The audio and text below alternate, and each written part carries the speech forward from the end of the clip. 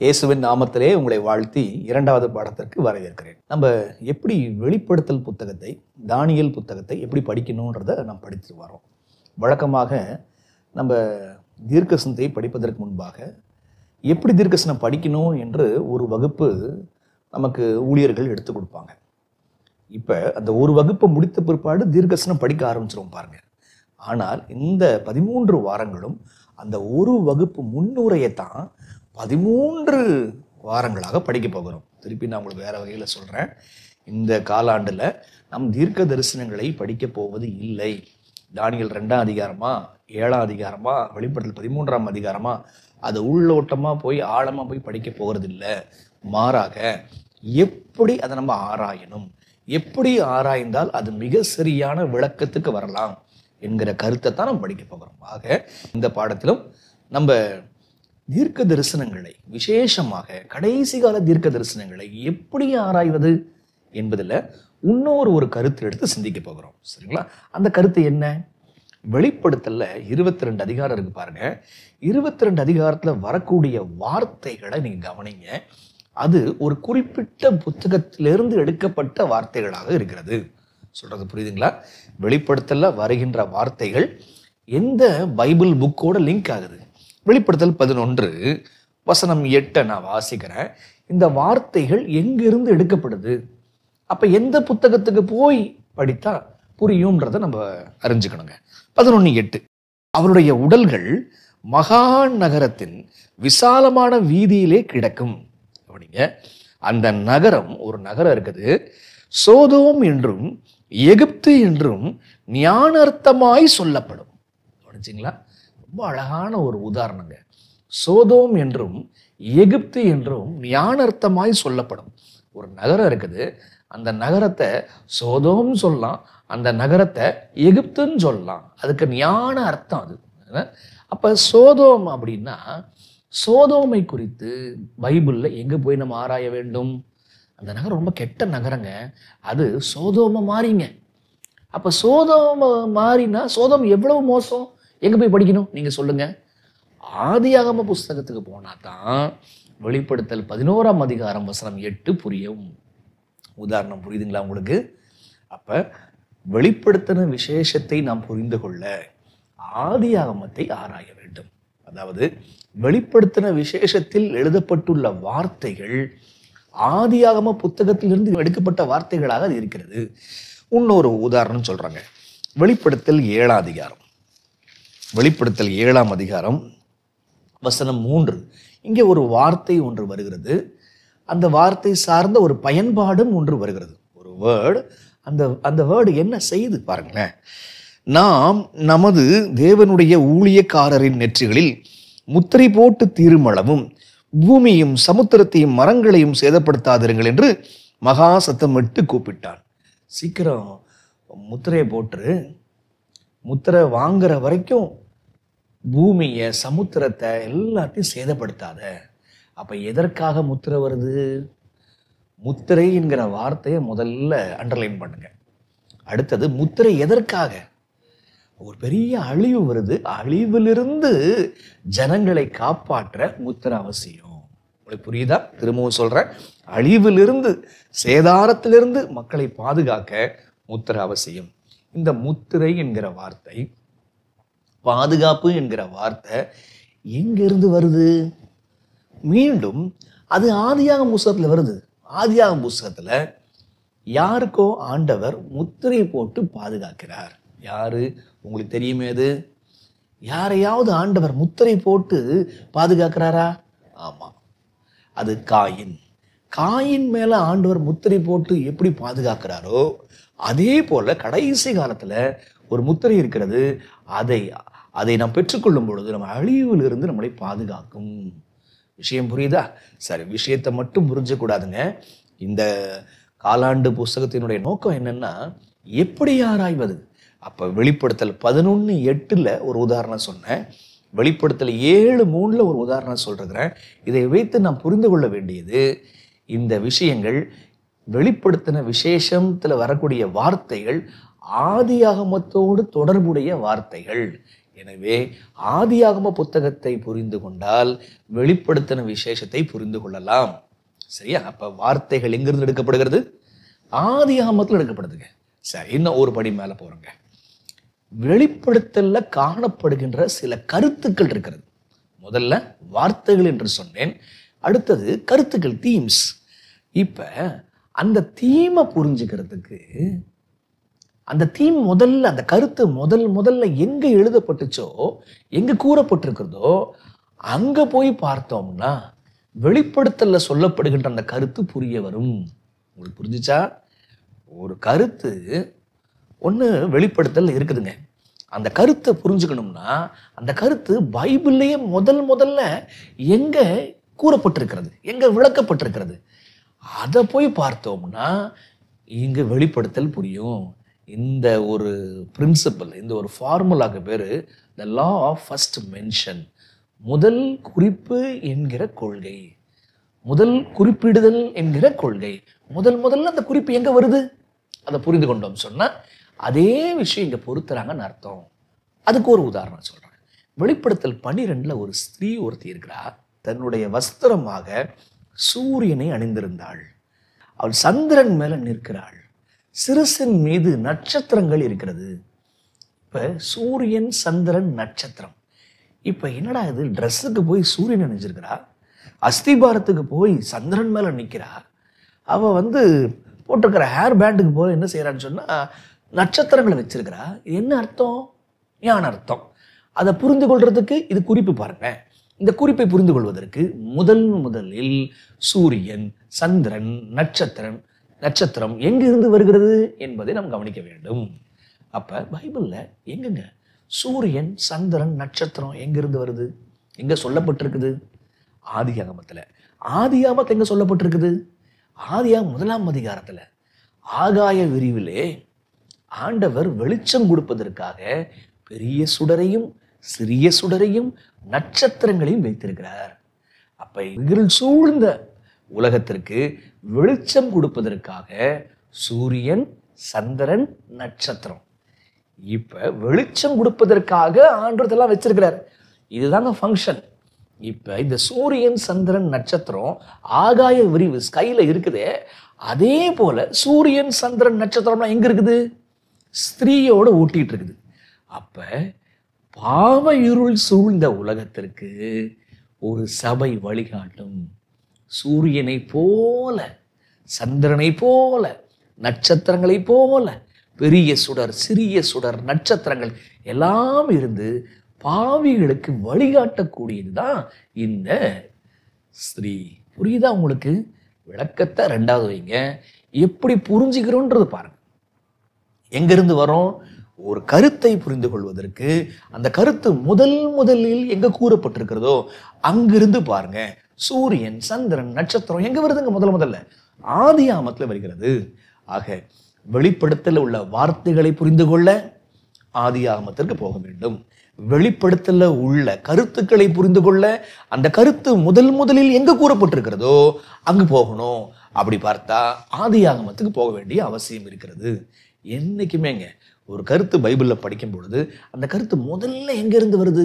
விருத்த சேதனம் அப்படின்னா அது முதல்ல ஏன் அனுமதிக்கப்பட்டுச்சு அதை புரிஞ்சுக்கிட்டு வரணுங்க. இஸ்ரவேல்ன்ற விஷயத்துக்கு கருத்து என்ன? அது முதல்ல அந்த கருத்து எங்க சொல்லப்பட்டிருக்கிறது? அங்க இருந்து புறப்பட்டு வரணும். புரியுதா? ஆக வெளிப்படுத்தல் புத்தகத்தை நாம் எப்படி ஆராய்வது? ஆதியாகம புத்தகத்தின் மூலமாக நம்ம ஆராய போகிறோம். வெளிப்படுத்தல்ல உள்ள கருத்துக்களை, தீம்ஸை எப்படி ஆராய்வது? அந்த தீம் முதல்ல எங்க மென்ஷன் ஆயிருக்குது? ஆதியாகமத்துல மென்ஷன் ஆயிருக்குது. ஆதியாகமத்தின் வழியாக படிக்க போகிறோம். ஆக வார்த்தைகளை படித்தாலும் சரி, கருத்துக்களை படித்தாலும் சரி, வெளிப்படுத்தின புஸ்தகத்தினுடைய அஸ்திபாரம் எது? வெளிப்படுத்தலினுடைய அஸ்திபாரம் ஆதியாகமம். அதுதாங்க பாடத்தலைப்பு. பாடத்தலைப்பு என்ன? ஆதியாகம் என்கிற அடித்தளம், தி ஜெனசிஸ் ஃபவுண்டேஷன். அப்ப வெளிப்படுத்தல் புஸ்தகத்தை புரிந்து கொள்ள தானியேல் புஸ்தகத்துக்கு போகணும்னு நம்ம படிச்சிருக்கிறோம். இப்ப என்ன படிக்கிறோம்? தானியேலுக்கும் வெளிப்படுத்தலுக்கும் ஒரு அஸ்திபாரம் இருக்கிறது. அது வேற ஒண்ணும் கிடையாது, அது ஆதியாகம புஸ்தகம். சரி, இந்த பாடத்துல இந்த வெளிப்படுத்தல் புஸ்தகத்துல மிக முக்கியமான 4 கருத்து வருது பாருங்க. அந்த 4 கருத்தை முதல்ல ஆதியாகமத்துல எங்க வருது, அங்கேருந்து வெளிப்படுத்தலை புரிந்து கொள்ள போகிறோம். ஸோ வெளிப்படுத்தல் எத்தனை கருத்து மிக முக்கியமான கருத்துன்னு சொன்னேன்? 4 கருத்துக்கள். அந்த 4 கருத்துக்களை எங்க போய் படிக்க போறோம்? முதல் குறிப்பிடுதல் என்கிற நீதியின்படி ஆதியாகமத்துக்கு போயிட்டு அங்கே இருந்து நம்ம இந்த லென்ஸ் வழியா பார்க்க போறோம். ஜெபத்தோடு படிக்கலாமா? வாங்க. அன்புள்ளம் கொண்ட ஆண்டவரே, தானியேலுக்கும் சாலமோனுக்கும் யோவானுக்கும் ஞானம் கொடுத்தவரே, ஆண்டவரே, நீர் கொடுத்த தரிசனங்களை புரிந்து கொள்ள எங்களுக்கு உம்முடைய துணை தேவைப்படுகிறதுப்பா. ஆண்டவரே, புரிந்து கொள்வதற்கு மாத்திரமல்ல, அதன் வழியாக எங்கள் உள்ளத்தையும் எங்களுக்கு நீர் வைத்திருக்கிற வேலையும் புரிந்து கொள்ள ஞானம் தேவைப்படுகிறதுப்பா. உடைய பரிசுத்த ஆவியானவரை கொடுத்து தேவரீர் ஒரு புரட்சி எங்கள் மத்தியிலே நீர் தாமே ஏற்படுத்தி தாரும் தாப்பனே. அந்த புரட்சி தன்னலத்திற்கு நாங்கள் மரித்து ஊழியம் செய்கிற பிள்ளைகளாக இருக்கட்டும் தாப்பனே. இயேசுவின் வழியாய் ஜெபிக்கிறோம் பிதாவே, ஆமென். 2வது பாடம் ஆதியாகம அடித்தளம். வெளிப்படுத்தல்ல 4 மிக முக்கியமான கருத்துக்கள் இருக்கிறது. அந்த 4 மிக முக்கியமான கருத்துக்களை ஆதியாகமத்தின் வழியாக நாம் படித்துக் கொள்ள போகிறோம். சரி, முதல் மிக மிக முக்கியமான விஷயம், ஏன் இந்த கருத்துன்னு சொல்றோம்? அதையும் இதையும் அந்த வெண்டைக்காய் சுண்டைக்காய் கத்திரிக்காய் இதெல்லாம் பிடிச்சிக்கிட்டு மிக முக்கியமான விஷயத்தை விட்டுறாங்க பல பேர். சரிங்களா? ஆக நம்ம கொண்டு வர்ற கருத்து எதை மேன்மைப்படுத்தணும், அதுதாங்க முக்கியமான கருத்தை நம்ம பார்க்கிறோம். சரி, அப்ப பாருங்க, நம்ம வெளிப்படுத்தல்ல மிக முக்கியமான ஒரு கருத்து இருக்குது. அந்த கருத்து என்னன்னா அன்பு. அன்பு என்கிற வார்த்தை 7 முறை திரும்ப திரும்ப திரும்ப திரும்ப வருதுங்க. சரிங்களா? அன்பு என்ற வார்த்தை அப்படி எழுத்துக்கு எழுத்தாக, வேர்ட் டு வேர்ட் 7 முறை வருதுங்க. அப்ப இதை புரிந்து கொள்வதற்கு நம்ம இந்த அன்பு என்கிற வார்த்தை முதல்ல எங்க குறிப்பிடப்பட்டிருக்கிறது, அந்த ஃபார்முலாவை அப்ளை பண்றோம். ஆதியாகமத்துல வர்றதை பார்க்கலாங்க. ஆதியாகமம் வாங்க 22ஆம் அதிகாரத்துக்கு வாங்க. ஆதியாகமம் 22ங்க. ஆதியாகமம் 22க்கு வந்துட்டு அன்பு என்கிற வார்த்தை இங்க தான் முதல்ல வர்றதை பார்க்கிறோம். வசனம் 2. அப்பொழுது அவர் உன் புத்திரனும் உன் ஏகசுதனும் உன் நேசகுமாரனுமாகிய ஈசாக்கை நீ இப்பொழுது அழைத்து கொண்டு போய் மோரியா தேசத்துக்கு போய் அங்கே நான் உனக்கும் குறிக்கும் மலைகள் ஒன்றின் மேல் அவனை தகன பலியாக பலிகொடு என்றார். அப்ப நேசம் என்கிற வார்த்தை இங்க வருதுங்க. வெளிப்படுத்தல அன்பு என்கிற வார்த்தை நான் ஒரு நேரத்தை காட்ட போறேன். அந்த வார்த்தையை புரிந்து கொள்வதற்கு முதல் இந்த வார்த்தை எங்க வருது? 22ல ஆபிரகாம் ஈசாக்க எப்படி வச்சிருக்கிறான்? ஒரே பையன், என்னுடைய நேசகுமாரன் அப்படின்னு சொல்லிட்டு வைத்திருக்கிறத, ஒன்லி சன், நேசகுமாரன் அப்படின்னு சொல்றத பாருங்க. சரி, இந்த நேசகுமாரனை என்ன செய்ய போறான்? அவன் என்ன சொல்றார்? அவனை தகன பலியாக பலி கொடு. முதல் வார்த்தை ஆபிரகாம் ஈசாக்கு அவனுக்கு நேசகுமாரனா இருக்கிறான், ஏகசுதனா இருக்கிறான். புரியுதா உங்களுக்கு? ரொம்ப நேசிக்கிற பையன். அடுத்தது ஒரே பையன். அந்த ஒரே பையனை அவன் என்ன செய்யணும், என்ன செய்ய போறான்? புறப்பட்டு போயிட்டான், பலி கொடுக்க புறப்பட்டு போயிட்டான். அப்ப பாருங்க, ஒன்லி சன், நோட் பண்ணிக்கோங்க. ரொம்ப நேசிக்கிற பையன், ஏகசுதன். சரிங்களா? நேசகுமாரன், அதை நோட் பண்ணிக்கோங்க. அதுக்கப்புறம் அவன் பலி கொடுக்க போறான், பலி அண்டர்லைன் பண்ணுங்க. இப்ப இன்னொரு வார்த்தை 22:6 பாருங்க. ஆபிரகாம் தகன பலிக்கு கட்டைகளை எடுத்து தன் குமாரனாகிய ஈசாக்கின் மேல் வைத்து, தகன பலிக்கு உரிய கட்டைகளை யார் மேல வைக்கிறான்? ஈசாக்கினுடைய தோல்ல, முதுகுல வைக்கிறாங்க. ஆபிரகாம் ஈசாக்கை எப்படி அழைக்கிறான்? நேசகுமாரன், ஏகசுதன். என்ன செய்ய போறான்? பலி கொடுக்க போறான். 4வது, அந்த பலிக்கான கட்டைகளை ஆபிரகாம் ஈசாக்கு மேல வைக்கிறான். ஈசாக்கு அந்த கட்டையை சுமந்து கொண்டு போகிறான். சரிங்களா? சரி, இப்ப இதெல்லாம் வச்சு பாருங்க. ஒரு அப்பா ஒரு பையனை ரொம்ப நேசிக்கிறார். அப்பா அவருக்கு ஒரே பையன். இப்ப அப்பா மகனை பலி கொடுக்க போறார். பலி கொடுக்க போகிற அந்த பையன் அந்த பலிக்கான கட்டைகளை அவனே சுமக்கிறான். 4 விஷயம் சொல்லிட்டேன். இந்த 4 விஷயம் வேற எங்க பொருந்துகிறது? அப்பா பையனை ரொம்ப நேசிக்கிறார். அப்பாவுக்கு ஒரே பையன். அப்பா பையனை பலி கொடுக்க போகிறார். பலி ஆக போகிற பையன் அவனுடைய மரத்தை கட்டைகளை அவனே சுமக்கிறான். இப்ப யாரு இந்த அப்பா பையன்? வரலாறு சொல்லுகிறது அப்பா பேரு ஆபிரகாம், பையன் பேரு ஈசாக்கு. ஆனா கொஞ்சம் ஆவிக்குரியவைகளோடு சம்பந்தப்படுத்தி பார்க்க வேண்டும். அதனுடைய ஆவிக்குரிய அர்த்தம் என்ன? இது ஆபிரகாம் வாழ்க்கையில நடந்த வரலாறு மட்டும் அல்லங்க, இது இன்னொரு வரலாற்றை காட்டுகிறது. அப்ப ஆதியாகமம் 3:16, இவ்வளவாய் தந்தருளி அன்பு கூர்ந்தார். யாராவது ஒரு அப்பா, அவருக்கு ஒரே பையன் இருக்கிறாங்களா? ஒரே பேரான குமாரன். நேசகுமாரன் வார்த்தை வருதா? ஆமா, நேசகுமாரன் சொல்லிட்டு பிதா குமாரன் எங்க சொல்றாரு? மத்தேயுல சொல்றாரா? நேசகுமாரன்ற வார்த்தையை போடுங்க, கமெண்ட்ஸ்ல போடுங்க. இப்ப நேசகுமாரன், ஒரே பேரான குமாரன், அவரை தந்தருளினார், இப்படி அன்பு கூர்ந்தார். சரிங்களா? சரி, இப்ப அவரு சிலுவையை அவர் சுமந்துட்டு போனாரா? ஆமா, ஈசாக்கை எப்படி சுமந்துட்டு போனானோ அதே போல அவரும் சுமந்துக்கிட்டு போனாரு. அப்ப என்ன பார்க்கிறோம்? அன்பு என்ன செய்து கொடுத்து அன்பை காட்டுகிறது. இதுதான் உங்களுக்கு தன்னுடைய ஒரே குமாரனை, தான் நேசிச்ச ஒரே பையனை பலி கொடுத்து என் அன்பு புரிஞ்சுக்கிட்டியா அப்படின்னு காட்டுதுங்க. அப்ப இதுதாங்க.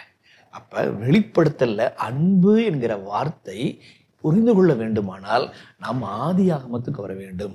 அப்ப தீர்க்க தரிசனத்தை புரிந்து கொள்வதற்கு சில கருத்துக்களை புரிந்து கொள்ள வேண்டும். அதுல முதல்ல புரிந்து கொள்ள வேண்டிய கருத்து, தேவன் குமாரனை எவ்வளவு நேசிச்சார், நேசிச்சு அவன் குமாரனையே எப்படி நமக்காக கொடுத்தார், அப்படி கொடுத்து நம் மீது உள்ள அன்பு எப்படிப்பட்டது என்பதை காண்பித்தார். அப்ப தீர்க்க தரிசனத்தை புரிந்து கொள்ள தேவனுடைய அன்பை சொட்ட சொட்ட ருசி பார்க்கணுங்க. தேவனுடைய அன்பை ருசி பார்க்காதவங்க வெளிப்படுத்தல் தானியேல் புத்தகத்தை புரிந்து கொள்ள முடியாது, எங்கேயோ கொண்டு போய் விட்டுறோம். ஆக 4 கருத்துக்கள் வெளிப்படுத்தல்ல மிக முக்கியமான கருத்துக்கள் இருக்கிறது என்று சொன்னேன். முதல் கருத்து அன்பு.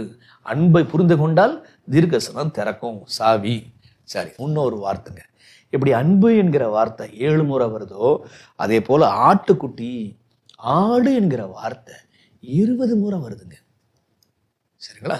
மீண்டும் மீண்டும் வருகின்ற கருத்து அப்படின்னா ஆடு ஆடு ஆடு ஆடு, ஆட்டுக்குட்டி, இப்படியே வருதுங்க. சரி, இப்ப ஏன் இப்படி வருது? இதை என்ன சொல்ல வருது? அதை புரிந்து கொள்வதற்கு முதலில் இந்த ஆடு என்கிற கருத்து பைபிள்லயே எங்க வருது அதை போய் பார்த்தோம்னா வெளிப்படுத்தல் புரியும். முதலில் ஆடு என்கிற வார்த்தை எங்க வருது? ஆதியாகமம் 22, இந்த ஆபிரகாம் ஈசாக்கு கதையில தான் வருதுங்க, அந்த வரலாற்றுக்குள்ளதான் வருதுங்க.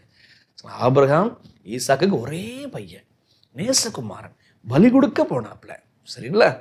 இப்ப அந்த பலிக்கான கட்டைகளை அவனே சுமந்துக்கிட்டு போனாப்ல. தொடர்ந்து பார்த்தீங்கன்னா என்ன நடக்குது பாருங்க. 22:7, நம்ம 6ல் முடிச்சோமா, 7 பாருங்க.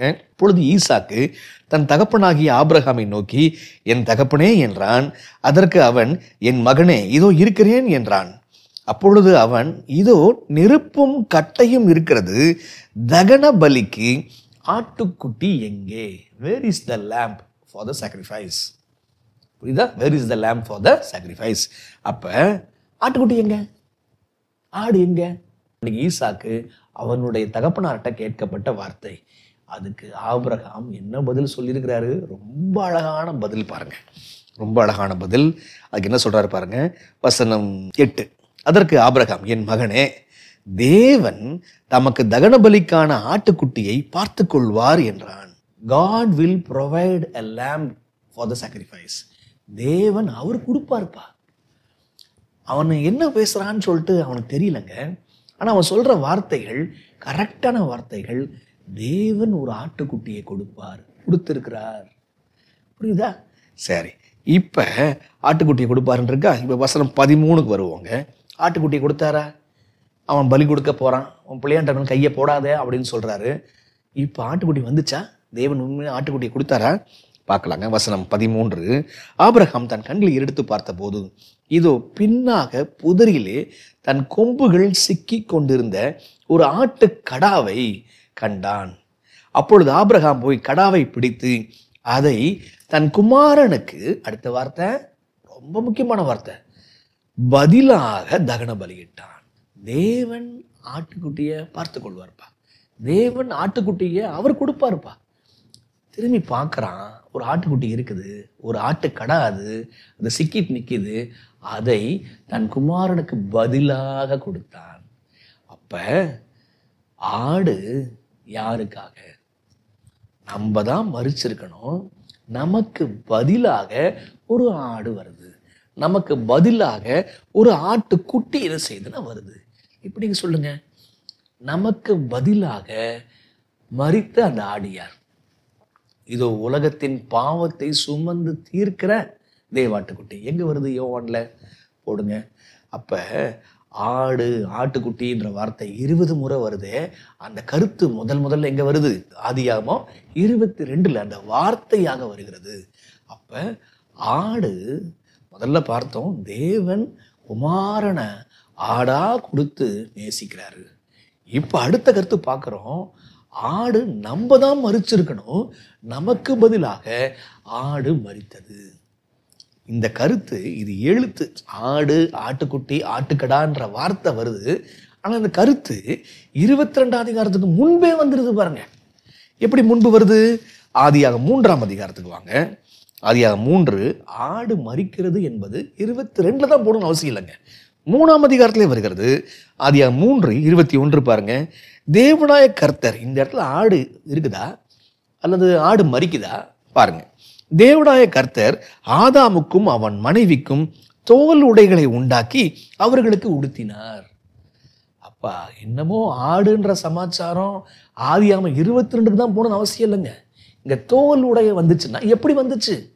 ஆதாமுக்கும் ஏவாளுக்கும் தோல் உடை எப்படி வந்தது? ஆடு மரிக்காம, ஆட்டுக்குட்டி மரிக்காம எப்படிங்க தோல் உடை வரும்? அப்ப ஆடு நமக்கு ஈசாக்குக்கு பதிலாக மரித்தது. அப்ப கிறிஸ்து நமக்கு பதிலாக மரிப்பார் என்கிற விஷயம் ஆதியாகமத்துல வருதுங்க. சரி, மரிச்சு என்ன செய்வார்? ஆடு மரிச்சு என்ன கொடுத்துச்சு? தோலை கொடுத்துச்சு, நம்ம நிர்வாணத்தை மூடி மறைத்துச்சு. அதுபோல கிறிஸ்து நமக்கு நீதியை கொடுக்கிறார். நம்ம பாவத்தை அவர் எடுத்துக்கிட்டு அவர் மரிக்கிறாரு. அவர் சம்பாரிச்சு வச்சிருந்த நல்ல குணங்கள்லாம் அக்கௌண்ட்ல இருந்து கேட்க கேட்க நமக்கு கிரெடிட் ஆகிட்டே இருக்குதுங்க. வார்த்தை புரியுதா? கேட்க கேட்க வருது, ஆட்டோமேட்டிக்காக டவுன்லோட்லாம் ஆகாது. நீங்கள் கேட்டிங்கன்னா, நீங்கள் மனம் வருந்தி கேட்டிங்கன்னா உங்களுக்கு அந்த நீதியின் வஸ்திரம் கொடுக்கப்படும். கேட்டிருக்கிறீங்களா? மனம் வருந்தி கேட்டிங்களா நீதியை? ஆக வெளிப்படுத்தல்ல புரிந்து கொள்ள வேண்டிய முதல் கருத்து அன்பு. எங்கே போய் புரிஞ்சுக்கணும்? அன்பை ஆதியாகமத்தில் போய் புரிஞ்சுக்கணும். வெளிப்படுத்தல்ல வருகின்ற இரண்டாவது கருத்து ஆடு ஆட்டுக்குட்டி. ஆட்டுக்குட்டி எங்கே போய் புரிஞ்சுக்கிறோம்? இங்கே ஆதியாகமத்துக்கு வந்து புரிஞ்சுக்கிறோம். 22ஆம் அதிகாரம், அடுத்தது ஆதியாகமம் 3ஆம் அதிகாரம். இப்போ வர்றாங்க. இப்போ இங்கே இருக்குல்ல, இப்போ வெளிப்படுத்தலுக்கு வரேன். வெளிப்படுத்தல் 13ஆம் அதிகாரத்துக்கு வர்றேன். வெளிப்படுத்தல் 13:8 பாருங்க. உலக தோற்றம் முதல் அடிக்கப்பட்ட ஆட்டுக்குட்டியினுடைய ஜீவ புஸ்தகத்தில் பேரெழுதப்பட்டிராத பூமியின் குடிகள் யாவரும் அதை வணங்குவார்கள். ஒரு ஆடு ஒன்று அடிக்கப்பட்டுச்சான். எப்போ அடிக்கப்பட்டுச்சான்? உலக தோற்றம் முதல் அடிக்கப்பட்ட. The lamb was slain at the foundation of the world. அப்ப உலக தோற்றம் முதல் அடிக்கப்பட்ட ஆட்டுக்குட்டி. அப்ப இதை புரிந்து கொள்வதற்கு உலக தோற்றத்திலேயே ஆடு அடிக்கப்பட்டுச்சுப்பா. அப்படின்னா எங்க போறோம் நம்ம? ஆதியாகமம் 3ஆம் அதிகாரம் தான் போயாகணும். அப்ப இங்க சொல்லப்பட்டிருக்கிற ஆடு, பலியாகிற ஆடு என்கிற கருத்தை புரிந்து கொள்வதற்கு நாம் ஆதியாகமத்துக்கு போனால் தான் புரியும். வெளிப்படுத்தல் 13:8 புரிந்து கொள்வதற்கு ஆதியாகமம் 3ஆம் அதிகாரத்துக்கு போகணுங்க. சரி, வெளிப்படுத்தல் 5ஆம் அதிகாரத்துக்கு வாங்க. மீண்டும் ஆடை குறித்து அங்கே சொல்லப்படுதுங்க. வெளிப்படுத்தல் 5:5 பாருங்க. அப்பொழுது மூப்பரில் ஒருவன் என்னை நோக்கி, நீ அழ வேண்டாம், இதோ யூதா கோத்திரத்து சிங்கமும் தாவீது வேறுமானவர் புஸ்தகத்தை திறக்கவும் அதன் முத்திரைகளை உடைக்கவும் ஜெயம் கொண்டிருக்கிறார். நீ அழாதப்பா, புஸ்தகத்தை திறந்து படிக்கலாம். அது ஒருத்தர் திறப்பாரு. அவர் யாரு? யூதா கோத்திரத்து சிங்கம், தாவீதினுடைய வேறு. அவர் திறப்பதற்கு ஜெயம் பெற்றிருக்கிறார். புஸ்தகத்தை திறக்கணும்னா ஜெயிக்கணுங்க. நாளைக்கு நீ நியாய சங்கத்தில் உட்காந்து புஸ்தகம் திறந்து பார்க்கணும்னா ஜெயிச்சவங்க மட்டும்தாங்க திறந்து பார்க்க முடியும். ஸோ இது நியாய சங்க காட்சி இல்லை, முதல்ல அதை புரிஞ்சுக்கணும். சரி, புஸ்தகத்தை திறக்க யூதாவினுடைய சிங்கம் ஜெயித்திருக்கிறார். எப்படி ஜெயித்திருக்கிறார்? நீங்க ஜெயிக்கணும்னு ஆசைப்படுறீங்களா? எப்படி இவர் ஜெயிக்கிறாரு பாருங்க. எது ஜெயன்னு பாருங்க. வசனம் 6. அப்பொழுது இதோ அடிக்கப்பட்ட வண்ணமாய் இருக்கிற ஒரு ஆட்டுக்குட்டி சிங்காசனத்திற்கும் 4 ஜீவன்களுக்கும் மூப்பர்களுக்கும் மத்தியில் நிற்க கண்டேன். ஒரு ஆடு அடிக்கப்பட்ட வண்ணமா வந்து சேருதுங்க. புரியுதா? அப்ப எப்படி சிங்கம் ஜெயிச்சிச்சு? ஆடு சாகிற மாதிரி செத்துச்சு, ஜெயமா மாறுச்சுங்க. உங்களுக்கு புரியும்னு நினைக்கிறேன். அப்ப நீங்களும் நானும் எங்கேயோ நம்ம மறிக்க வேண்டியது இருக்கு. நம்ம மறித்தா அதுதான் ஜெயம். சுயத்திற்கு மறிப்பது ஜெயம். ஜெயிக்கணும் ஜெயிக்கணும், பாவத்திற்கு ஜெயிக்கணும். பாவத்திற்கு சாகணுங்க. எப்படி சாகணும்? பாவமே இல்லாதவர் அவர் மறித்து காண்பித்தார். அவர்கிட்ட இருந்த ஒரு உயிரை விட்டு காண்பித்தார். பிதாவை விட்டு கொடுத்து காண்பித்தார். அதை போல நம்மளும் பாவத்தை விட்டோம்னா நாமும் ஜெயம் பெறலாம். அப்ப வெளிப்படுத்தல் 5ல் வர்ற விஷயம் ஆட்டுக்குட்டி. அப்ப பாருங்க, ஆட்டுக்குட்டி நமக்கு பதிலாக மறிக்குது. ஆட்டுக்குட்டி மறிப்பதுனால நமக்கு வஸ்திரம் கொடுக்குது, நீதியின் வஸ்திரம். ஆட்டுக்குட்டி மறிச்சதுனால அது ஜெயிக்குது. புரியுதா உங்களுக்கு?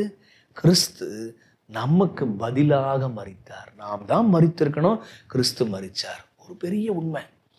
2வது, கிறிஸ்து மறிச்சதுனால அவர் இந்த உலகத்துல வந்து குணத்தை அவர் சம்பாதிச்சார். குணத்தோடு வரலங்க, நம்மை வெறுமையாக்கி தான் இந்த உலகத்துக்கு வந்தார்.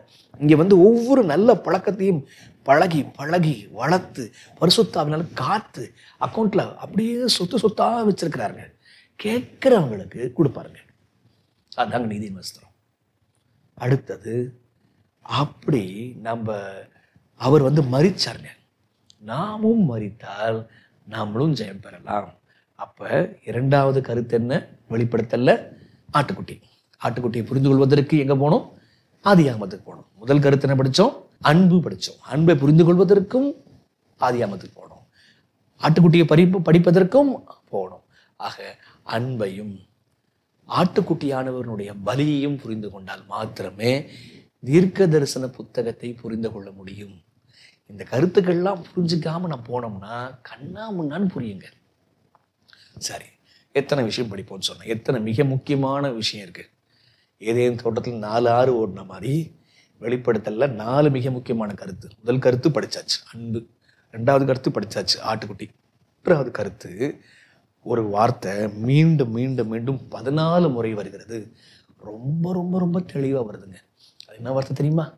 அதுதான் மரணம். மரணம் என்கிற வார்த்தை வெளிப்படுத்தல மீண்டும் மீண்டும் வருது. அப்ப அந்த மரணத்துக்கான தீர்வு என்ன? இதை புரிஞ்சுக்கணும்னா மரணம் என்கிற விஷயம், அந்த கருத்து, அந்த கொள்கை எங்க முதல்ல குறிப்பிடப்பட்டிருக்கு போய் பார்த்தோம்னா மரணம் எப்படி முடியுது என்றதை புரிஞ்சுக்கலாம். அன்பை புரிஞ்சுக்கிட்ட நம்ம, ஆட்டுக்குட்டியை புரிஞ்சுக்கிட்ட நம்ம மரணத்தை குறித்து புரிஞ்சுக்கணும். எதையாவது படித்து எதையாவது குழப்பி விட்டுறக்கூடாது. அப்போ மரணத்தை புரிஞ்சுக்க நம்ம ஆதியாகமத்துக்கு போகணும். ஆதியாகமத்தில் ஆண்டவர் சொன்னார், ஆதியாகமம் 2ஆம் அதிகாரத்துக்கு வாங்க, 17. ஆனாலும் நன்மை தீமை அறியத்தக்க விருட்சத்தின் கனியை புசிக்க வேண்டாம், அதை நீ புசிக்கும் நாளில் சாகவே சாவா என்று கட்டளையிட்டார். அப்ப எப்பதான் சாவு? எப்பதான் நிச்சயமான சாவு? அந்த விலக்கப்பட்ட ஒதுக்கப்பட்ட கனியை நீ புசிச்சாதான்ப்பா சாகு. அப்படி நீ புசிக்கலன்னு சொன்னா, என் வார்த்தை கீழ்ப்படிவேன்னு சொன்னா உனக்கு சாவு இருக்கா? சாவு இல்லை. அப்ப நான் சொல்ற வார்த்தையின்படியே நீ செஞ்சினா உனக்கு சாவு இல்லை. எப்படி எனக்கு சாவு இல்லையோ அதே போல உனக்கு சாவு இல்லை அப்படின்னு சொல்லிட்டு ஆண்டவர் விரும்புறாங்க. ஆண்டவர் சிரஞ்சீவி, தீர்க்க ஆயுசு உள்ளவர், நித்திய நித்தியமா வாழ்றவர். அவருடைய பிள்ளைகளும் நித்திய நித்தியமா வாழ்றதுக்காக தாங்க என் வார்த்தையின்படியே போ அப்படின்னு சொல்றார். ஆனால் நம்ம வார்த்தையை மீறி மரணத்தை ருசி பார்க்கிறோம். மரணம் ஒரிஜினல் பிளான்ல இருக்குதா? இல்லை. மரணம் நம்முடைய கீழ்ப்படியாமையினால வந்துச்சு. மரணம் பார்ட் ஆஃப் லைஃப் அப்படின்னா கிடையாதுங்க. எப்படி ஒரிஜினல் இருந்துச்சு, மரணத்துக்கு உனக்கு சம்பந்தம் கிடையாது. என் வார்த்தையை கீழ்ப்படிச்சுட்டு போயிட்டே இரு, மரணத்தை நீ ஒன்று ஆண்டு கொள்ளாது, மரணம் கிடையாது, நீ என்ன மாதிரி இருப்ப அப்படின்றார். ஆனால் விலக்கப்பட்ட கனியை ஆதாம் புசிச்சான். நாமும் புசித்தோம். என்னுடைய விளைவாக நாமும் மரிக்கிறோம். சரிங்களா? அப்போ பாருங்க, மரணம் வந்து கீழ்ப்படியாமையினால வர்றதுன்னு பார்க்குறோங்க. அது படித்தோம் இல்லையா? என்ன சொல்லுது? தோல் உடைகளை உண்டாக்கினார். அப்போ ஆண்டவர் சொன்ன கனியை புசிக்கும் நாளிலே நீ தான் சாகணும். ஆனால் ஆதியாகமம் 3:19 சொல்லுது, தோல் உடைய கொடுக்குறாரு. அர்த்தம் என்ன? உனக்காக ஒரு ஆடு மரிக்குது. ஒரு ஆடு ஈசாக்குக்கு பதிலாக கொடுக்கப்பட்டுச்சு. ஆதாமுக்கு பதிலாக ஆடு அடிக்கப்பட்டுச்சு. அப்போ நாம் தான் மரிச்சிருக்கணும். நம்ம மரிக்கலை. நமக்கு பதிலாக கிறிஸ்து மரிக்கிறார். இப்போ ஆதியாகமம் 4:8 வந்தோம்னா, அங்கே காயின் தன் சகோதரனாகிய ஆபேலோடு பேசினான். அவர்கள் வயல்வெளியில் இருக்கும் சமயத்தில் காயின் தன் சகோதரன் ஆபேலுக்கு விரோதமாய் எழும்பி அவனை கொலை செய்தான். அப்போ மரணம் கீழ்ப்படியாமையினால வருது. நானும் கீழ்ப்படியாமல் போகும் பொழுது எனக்குரிய தண்டனையை நான் இதுவரைக்கும் ஏற்கலை. எனக்குரிய தண்டனையை ஒரு ஆடு ஏற்றுக்குச்சு. இப்போ ஒரு அண்ணன் ஒரு தம்பியை கொன்னுட்டான். நீதிமானாய் இருந்த அவன் தம்பியை அண்ணங்காரன் கொன்னுட்டான். இது எதை காட்டுது? காயின் ஆபேல் வரலாறு மட்டும் இல்லைங்க, ஆட்டுக்குட்டி கிறிஸ்து வராரு. அவர் ரொம்ப நீதி உள்ளவராக இருப்பார். அவரை கொல்றதுக்கு அநீதியான ஆசாரியர்கள், அநீதியான தலைவர்கள், அநீதியான மக்கள், மூப்பர்கள் எல்லாரும் ஒன்று சேர்ந்து அவரை கொலை செய்வாங்க. கெயின் ரெப்ரசன்ஸும் அநீதியான ஆட்கள். பார்த்தீங்களா? ஆபேல் யாரு? கிறிஸ்துவை காட்டுது. அப்ப ஆடு நாம தான் மரிச்சிருக்கணும். நமக்கு பதிலாக ஆடு மரிக்கிறது. அந்த ஆட்டை கொலை செய்யறது யாரு? கிறிஸ்துவை கொலை செய்யறது யாரு? காயினை போல ஆட்கள் கொலை செய்வாங்க. இப்ப வெளிப்படுத்தல் 1ஆம் அதிகாரத்துக்கு வாங்க. கிறிஸ்து நமக்காக மரிச்சதுனால, கிறிஸ்து அவர் இப்படி மரிச்சதுனால, அநீதிக்காரர்களும் கரங்களில் அவர் கொலை செய்யப்பட்டதுனால அவர் என்ன சொல்றாரு பாருங்க. வெளிப்படுத்தல் 1க்கு வாங்க. இந்த வெளிப்படுத்தல் 1 இதை புரிந்து கொள்ளத்தான் நம்ம இங்கெல்லாம் போனோங்க. வெளிப்படுத்தல் 1:18 பாருங்க. மரித்தேன், ஆனாலும் இதோ சதாகாலங்களிலும் உயிரோடு இருக்கிறேன். ஆமேன். நான் மரணத்திற்கும் பாதாளத்திற்கும் உரிய திறவுகோல்களை உடையவராய் இருக்கிறேன். அப்ப திறவுகோல், மரணத்தை திறப்பதற்கான திறவுகோல் எங்க இருக்கு? பாதாளம். பாதாளம்னா என்ன? அது பிணம் வைக்கக்கூடிய இடங்க, அந்த சவக்குழிங்க. சரிங்களா? அப்ப அந்த பாதாளத்திற்குரிய சாவியாற்றுக்கு கிறிஸ்து இருக்குது. எப்படி? அவர் நமக்கு பதிலாக மரிச்சு ஜெயித்து உயிர்த்ததுனால பாதாளத்திற்குரிய திறவுகோலை அவர் வச்சிருக்கிறாரு. ஆக நாம் புரிந்து கொள்ள வேண்டிய 3வது கருத்து, மரணத்தை கிறிஸ்து ஜெயித்தாரு. அதன் வழியாக வெளிப்படுத்தல உள்ள தீர்க்கதரிசனங்கள் புரிந்து கொள்ள முடியும். முதல் விஷயம், தேவனுடைய அன்பை புரிஞ்சுக்கிட்டா தீர்க்கதரிசனம் புரியும். 2வது விஷயம், ஆட்டுக்குட்டியினுடைய தியாகத்தை புரிஞ்சா தீர்க்கதரிசனம் புரியும். 3வது, கிறிஸ்து மரணத்தை ஜெயித்தாருங்கிற விஷயத்தை புரிந்து கொண்டால் தீர்க்கதரிசனம் புரியுங்க. இதெல்லாம் மிக முக்கியமான விஷயம் பாருங்க. இதுதான் முதல்ல இருக்கணும். இதெல்லாம் இல்லாமல் ஒரு தீர்க்கதரிசன விளக்கம் வந்துச்சுன்னா அதெல்லாம் விளக்கம் இல்லைங்க. ஒரு தீர்க்கதரிசனத்தில் அன்பு இல்லை, ஒரு தீர்க்கதரிசனத்தில் நம்பிக்கை இல்லை அப்படின்னா அது தீர்க்கதரிசனம் கிடையாதுங்க. தீர்க்கதரிசன விளக்க உரை கிடையாதுன்னு சொல்கிறாங்க. சார், எத்தனை விஷயம் படிப்போன்னு சொன்னேன்? 4 விஷயம். முதல் விஷயம் அன்பு, 2வது விஷயம் ஆடு, 3வது விஷயம் மரணம். அன்பு, ஆடு, மரணம் இதெல்லாம் தெளிவாக ஆதியாகமத்தின் மூலமாக புரிந்து கொள்ளும் பொழுது தீர்க்க தரிசனம் மிக தெளிவாய் புரிய வருகிறது. சரி, 4வது விஷயத்துக்கு வரலாங்க. என்னன்னா, வெளிப்படுத்தல் 12ஆம் அதிகாரத்தில் ஒரு வார்த்தை வருது. அந்த வார்த்தையை புரிஞ்சு எங்க போனோம்? நீங்களே சொல்லுங்க. உலக தோற்றம் முதல் அடிக்கப்பட்ட ஆட்டுக்குட்டி எங்க போனோம்? ஆதியாகமத்துக்கு போனோம். சரிங்களா? அன்பு என்கிற வார்த்தை வருகிறது. அந்த வார்த்தை 7 முறை வருது. புரிஞ்சுக்க எங்க போனோம்? நம்ம ஆதியாகமம் 3ஆம் அதிகாரம், ஆதியாகமத்தினுடைய 22ஆம் அதிகாரத்துக்கு போனோம். அதுக்கப்புறம் மரணம் என்கிற வார்த்தை வெளிப்படுத்தல் 1:18 எங்க போனோம்? ஆதியாகமத்துக்கு போனோம். இப்ப வெளிப்படுத்தல் 12ஆம் அதிகாரத்துல வசனம் 19 ஒரு வார்த்தை திரும்ப திரும்ப வருதுங்க. அந்த வார்த்தை எத்தனை முறை வருது நீங்க தான் சொல்ல போறீங்க. உலகம் அனைத்தையும் மோசம் போக்குகிற பிசாசு என்றும் சாத்தான் என்றும் சொல்லப்பட்ட பழைய பாம்பாகிய பெரிய வலு சர்ப்பம் விழத்தள்ளப்பட்டது. வலு சர்ப்பம் என்கிற வார்த்தை பாம்புன்ற வார்த்தை வெளிப்படுத்தல எத்தனை முறை வருது சொல்லுங்க? குறிப்பா 13ஆம் அதிகாரத்துல மட்டும் பாம்பு வலுசற்புன்ற வார்த்தை எத்தனை முறை வருது பாருங்க. திரும்ப திரும்ப திரும்ப வருகின்ற வார்த்தை அது மிக முக்கியமான கருத்தாக மாறுகிறது. அந்த வார்த்தை பாம்பு வலுசற்பம். எப்படி அன்பு முக்கியமோ, எப்படி ஆட்டுக்குட்டி முக்கியமோ, எப்படி மரணத்தின் மீது ஜெயம் முக்கியமோ, அதே போல புரிந்து கொள்ள வேண்டிய விஷயம் வலுசற்பம் என்கிற பாம்பு. வலுசற்பம் என்கிற பாம்பை எங்க போய் புரிஞ்சுக்கலாம்? ஏன் சாத்தானுக்கு பேர் வலுசற்பன்னு வச்சாங்க? பழைய பாம்புன்னு ஏன் சொன்னாங்க? ஏன்னா ஆதியாகமோ 3:13, அப்பொழுது தேவனாய கர்த்தர் ஸ்திரியை நோக்கி, நீ இப்படி செய்தது என்ன என்றார். ஸ்திரீயானவள், சர்ப்பம் என்னை வஞ்சித்தது, நான் புசித்தேன்.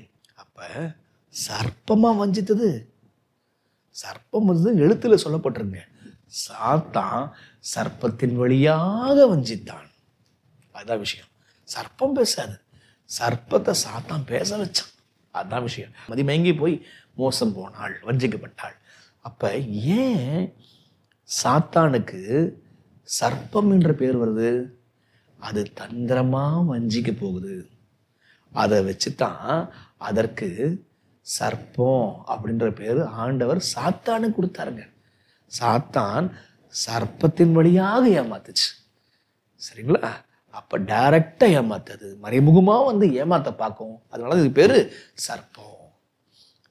சரிங்களா? வெளிப்படுத்தல் 13ஆம் அதிகாரத்துக்கு வாங்க. வசனம் 4 பாருங்க. அந்த மிருகத்திற்கு அப்படிப்பட்ட அதிகாரம் கொடுத்த வலு சர்ப்பத்தையும் வணங்கினார்கள். அதிகாரம் மிருகத்துக்கு யார் கொடுத்தா? வலு சர்ப்பம் கொடுத்துச்சான். உங்களுக்கு புரியுதா? உங்களுக்கு அப்ப வலு சர்ப்பம் இருந்துச்சு ஏதேன் தோட்டத்துல. வலு சர்ப்பம் சும்மா தான் கிடந்துச்சு. ஆனா வலு சர்ப்பத்தை இயக்கினது யார்? வலு சர்ப்பத்தை கருவியாக பயன்படுத்தியது யார்? சாத்தான் ஏதேன் தோட்டத்துல பாம்புக்கு பின்பாக இருந்து அதை இயக்கினது போல கடைசி காலத்துல மிருகத்துக்கு பின்பாக வலு சர்ப்பம் இருந்து இயக்கும். உங்களுக்கு புரியுதா? அப்ப எல்லா உலக ராஜ்யங்களுக்கு பின்பாக சாத்தான் இருப்பான். சரிங்களா? எல்லா உலக ராஜ்யங்களுக்கு பின்பாக சாத்தான் இருந்து அவனுடைய திட்டங்களையும் அவனுடைய சட்டங்களையும் நான் போற்று ஏற்றுவான். ஆக வலு சர்ப்பம் மோசம் போக்கும். சாத்தான் மோசம் போக்குறதுனால அவனுக்கு பேர் சாத்தான் வலு சர்ப்பம் வச்சாங்க. வலு சர்ப்பம் தான் மிருகத்துக்கு முன்பாக இருக்குது. எல்லா ராஜ்யங்களுக்கு முன்பாக சாத்தான் இருக்கிறான். எப்படி பாம்புக்கு முன்னாடி சாத்தான் இருந்தான், எல்லா உலக வல்லரசுக்கு முன்பாகவும் சாத்தான் இருந்து செய்வான். அதனால எல்லா காரியமும் தப்புன்னு சொல்றதுக்கு இல்லைங்க. சில நல்ல காரியங்களை ராஜ்யங்கள் செய்கிறது, அதற்கு முன்பாக தேவன் இருக்கிறார். தவறான காரியங்களை செய்வதற்கு பின்பாக சாத்தான் இருக்கிறான் என்று நம்ம சொல்ல வரோம். அதே போல வெளிப்படுத்தல் 12ஆம் அதிகாரத்துல ஸ்திரீ என்ற வார்த்தை வருது, வலு சர்ப்பம்ன்ற வார்த்தை வருது, ஆண் பிள்ளைன்ற வார்த்தை வருது, யுத்தம் என்கிற வார்த்தை வருது. இதெல்லாம் வெளிப்படுத்தல வர்ற வார்த்தைங்க. இதெல்லாம் எங்க இருக்குது? ஆதியாகமோ 3ஆம் அதிகாரம் வசனம் 15, உன் வித்துக்கும் அவள் வித்துக்கும் பகை உண்டாக்குவேன். இங்கேயும் பாருங்க ஸ்திரீ வலு சர்ப்பம். அங்கேயும் பாருங்க உன் வித்து அவள் வித்து, ஸ்திரீ வலு சர்ப்பம், பகை உண்டாக்குறேன், யுத்தம் வருது. இங்கேயும் ஆண் பிள்ளையை பெற்றாள். அங்கேயும் பார்த்தா உன்னுடைய சந்ததியில அவர் வருவார், அவர் வந்து உன்னை நசுக்குவார். அப்ப ஸ்திரீ வலு சர்ப்பம், யுத்தம், ஆண் பிள்ளை, இதெல்லாம் எங்கேருந்து வருது? வெளிப்படுத்தல் 12ஆம் அதிகாரம் கிளைமேக்ஸுங்க. அதனுடைய துவக்கம் ஆதியாகமம் 3:15. என்ன சொல்ல வரோம் அப்படின்னா, அன்பு என்கிற கருத்தை புரிந்து கொள்ள வேண்டும், ஆட்டுக்குட்டி என்கிற கருத்தை புரிந்து கொள்ள வேண்டும், மரணம் என்கிற கருத்தை புரிந்து கொள்ள வேண்டும். அது போலவே இதெல்லாம் புரிஞ்சாதான் தீர்க்கதரிசனம் புரியும். அது போலவே ஒரு பெரிய போராட்டம் நடக்குது.